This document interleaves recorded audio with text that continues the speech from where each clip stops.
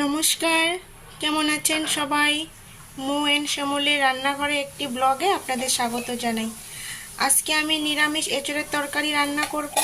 চলেন ভিডিওটা শুরু করি। ভিডিওটা যদি ভালো লাগে অবশ্যই আমার চ্যানেলটাকে সাবস্ক্রাইব করে দিবেন আর লাইক কমেন্ট শেয়ার করতে একদমই ভুলবেন না। এঁচড়গুলো কেটে পরিষ্কার করে নিয়েছি। একটা প্রেসার কুকার নিয়েছি।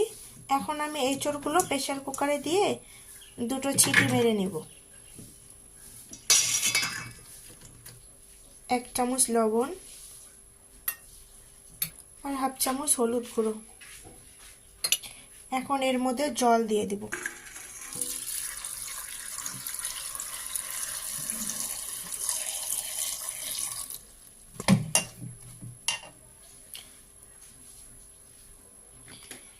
জল দিয়ে আমি প্রেসারের ঢাকনাটা বন্ধ করে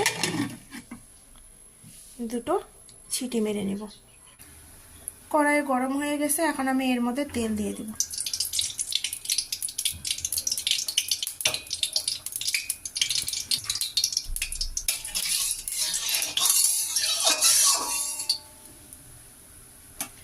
এখন আমি আলুগুলো দিয়ে দেব।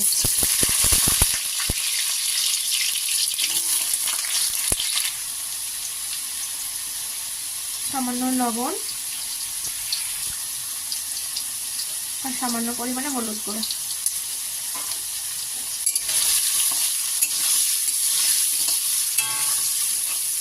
দিয়ে আমি আলুগুলো ভেজে নেব।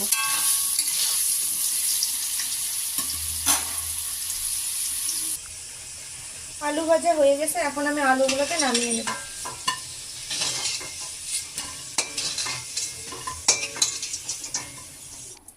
ফোড়নের জন্য এখানে আমি গোটা জিরে, দুটো শুকনো লঙ্কা,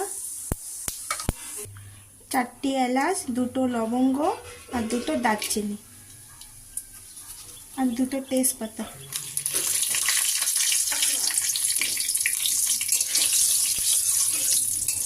ফোড়নের থেকে একটা সুন্দর গন্ধ বেরোইছে। এখন আর আমি এর মধ্যে একটা টমেটো পেস্ট করে নিয়েছি আর 4-5টা কাঁচা লঙ্কা এখন দিয়ে দিই।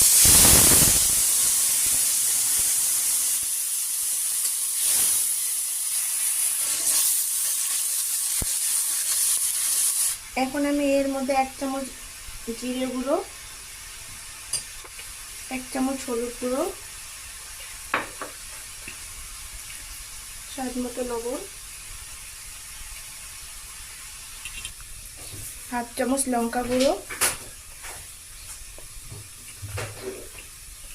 সামান্য পরিমাণে জল দিয়ে আমি মশলাটাকে কষিয়ে নেব।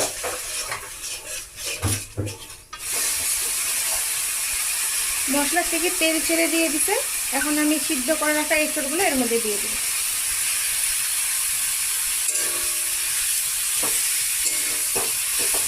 ভেজে রাখা আলুগুলোও দিয়ে দিব।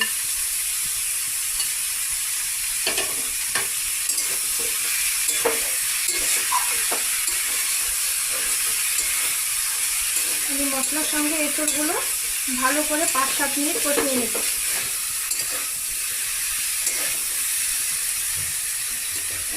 মশলার সঙ্গে এঁচড়গুলো ভালো করে 7-8 মিনিট কষিয়ে নিয়েছি। এখন এর মধ্যে জল দিয়ে দেব।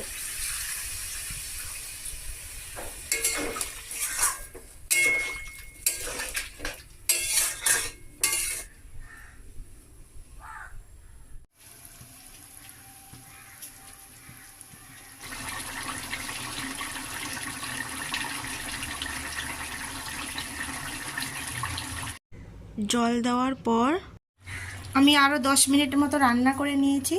রান্নাটা হয়ে গেছে, এখন আমি এর মধ্যে গরম মশলা দিয়ে নামিয়ে নেব।